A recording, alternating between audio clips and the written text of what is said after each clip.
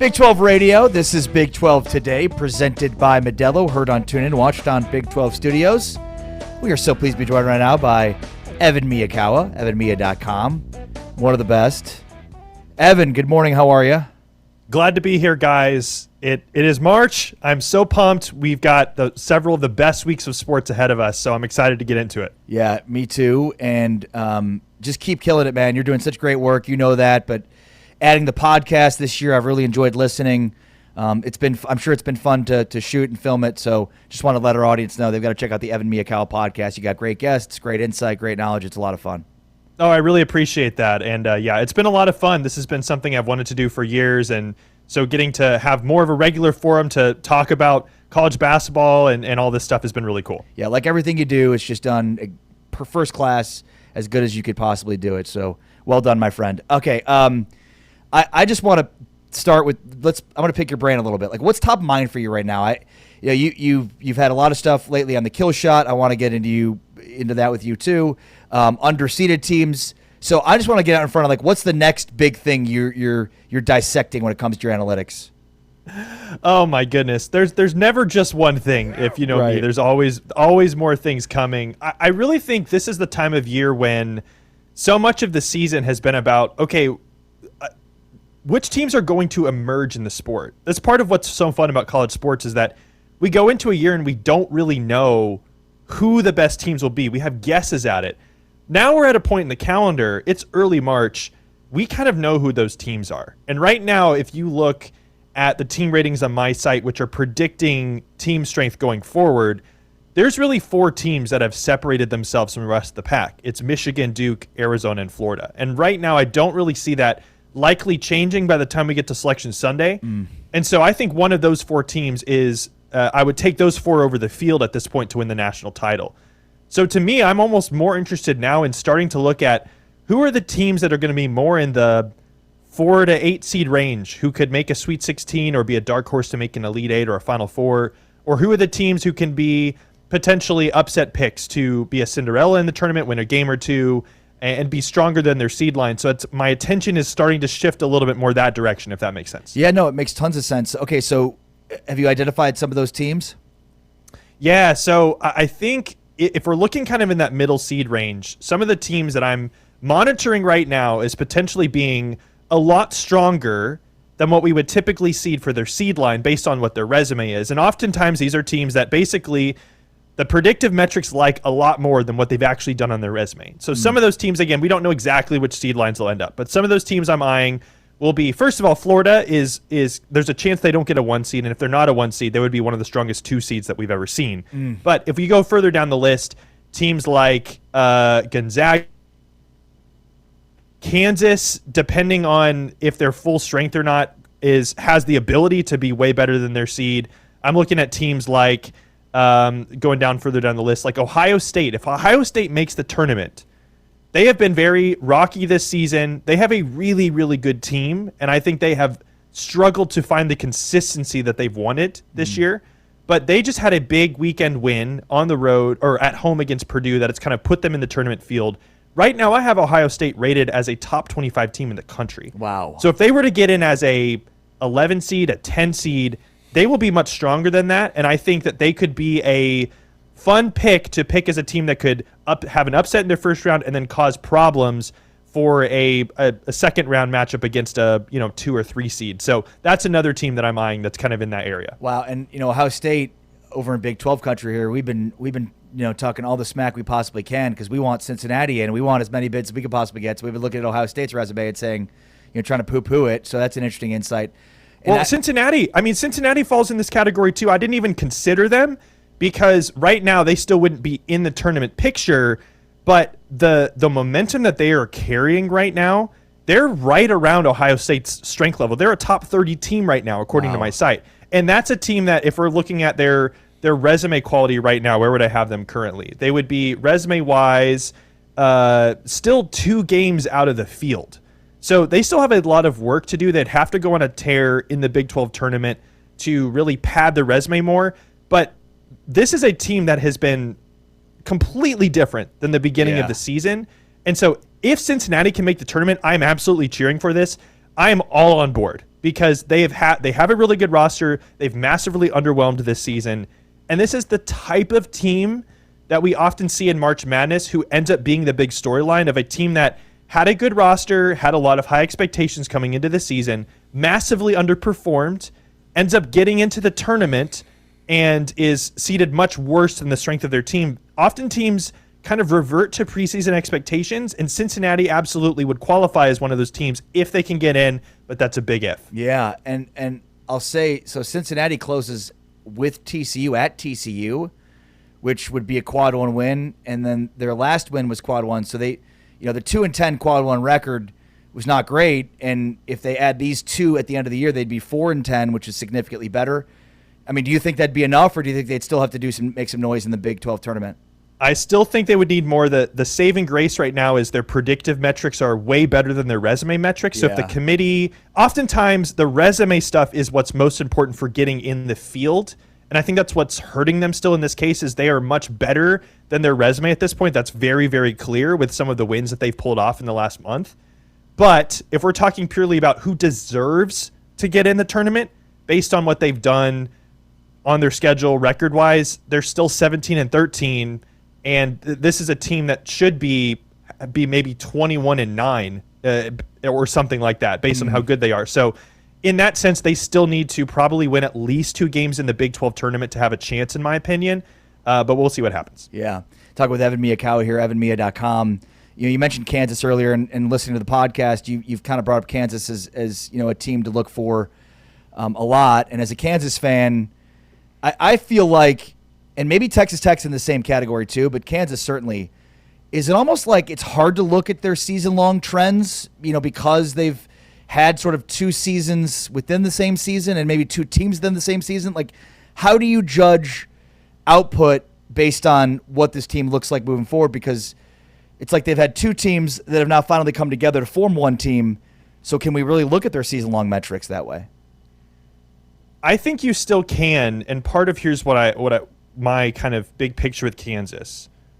I had Kansas as a top 20 team in the preseason. I don't remember where they were ranked in the AP poll, but this was a team that was not expected to be one of the top 5 teams in the country. But they understood that they had the potential to make a Final Four, if not further, because of having Darren Peterson, right? What has ultimately happened is that on the balance of their season, they have been pretty much exactly as expected. I have them as the 16th best team in the country in terms of predicting what they're going to do forward. Their resume is very similar.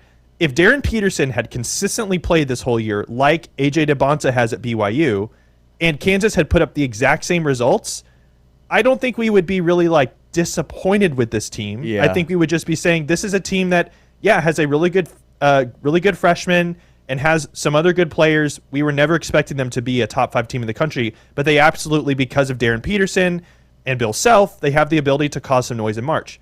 That's what this team is. I think there is a lot more doom and gloom about this team just because of the whole will they, won't they with Darren Peterson and him being in and out and all that. But bottom line, it's not like they've crashed and burned during this whole sequence. It's not like they've dropped 4 in a row and are, sliding on their way into the tournament. I just don't see that. I still think that they have been managed through all of this turmoil to still be a top 20 team. They have some amazing wins.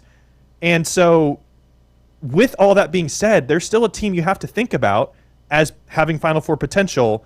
And if they can kind of get the mojo together and be playing together as a group, then their ceiling is even higher because, like you said, they've not had that consistency.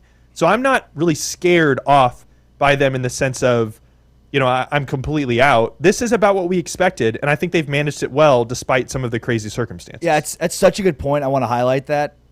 Coming into the season, everybody expected Darren Peterson to be fully available and playing full minutes, and you evaluated the roster at, 13th, 15th, 16th, somewhere between, as you said, 15 to 20. They've had all this turmoil, and yet they are where they were expected, which is kind of a miracle.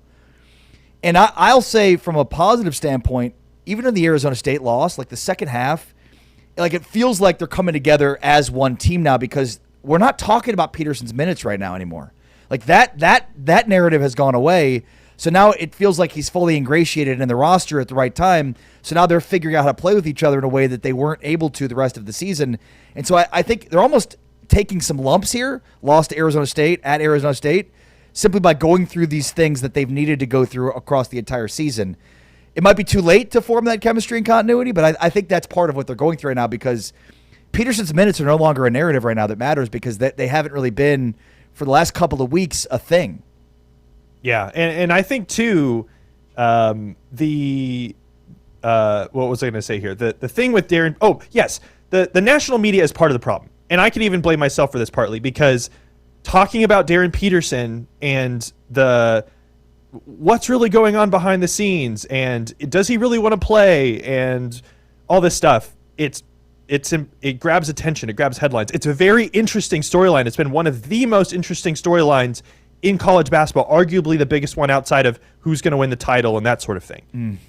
But big picture, like you mentioned, if Darren Peterson had just been healthy, I don't think we would be talking about it in this way. But now it's become, will he play or won't he play? And now that he's playing, he's playing, but he's not been very good. And the reality is, like, people are going to always find something to criticize. And I certainly find it an entertaining conversation, so I love to talk about it. But it's not actually affecting Kansas in as big ways as people make it out to be. Yeah. And so that's part of why I still have confidence. Not a ton of confidence, but certainly I've not lost confidence in this team to make a Sweet 16, if not go further in the tournament. Yeah, it's a great commentary on just the media, national media at large, and you could sort of probably project the same storyline out for, or pattern out for every storyline there is out there. I mean, it's you just can't, nobody's going to be happy regardless. And I'll say as a Kansas fan and an observer, like, I've been much happier now that you can consistently count his minutes, and you're not wondering if he's on the bench at the end of games. Like, he's playing, and it's on a narrative, and to me, this is part of the stretch that they had to go through. All right, let's talk about Arizona.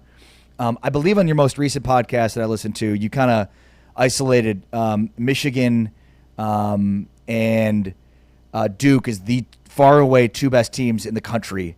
Did I hear that correctly? And then what's the difference with Arizona then relative to Michigan and Duke? I wouldn't say far away, but I would say there's certainly a clear level of separation. And basically what I mean by that is, I mentioned this at the top, Michigan, Duke, Arizona, Florida, those four, if you kind of graph out how good they are compared to the rest of the field, there's a massive drop from Florida at 4 to Houston, UConn, Illinois, that sort of group there that's next.